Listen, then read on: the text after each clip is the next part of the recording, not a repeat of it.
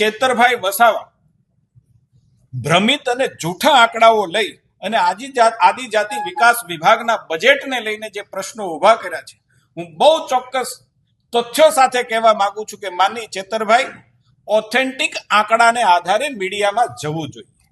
મારી પાસે સરકારી આંકડો છે કે જે પ્રકારે આદિવાસી વિભાગનું બજેટ કુલ જે ગઈ વર્ષની બજેટની જોગવાઈ હતી 4,373.96 કરોડ, એમાં ફાળવેલી ગ્રાન્ટ 3,432 કરોડ હતી અને એમાંથી 85.39% ગ્રાન્ટ વાપરવામાં આવી છે. 2,930.91 કરોડ રૂપિયા ગ્રાન્ટ વાપરવામાં આવી છે.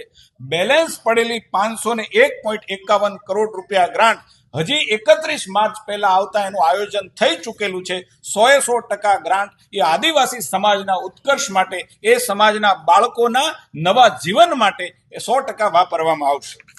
જે પ્રકારે વખતો વખત શિક્ષણની અંદર પણ જે પ્રકારના પ્રશ્નો ઉભા થતા હોય છે, મારે કહેવું છે કે રાજ્યની અંદર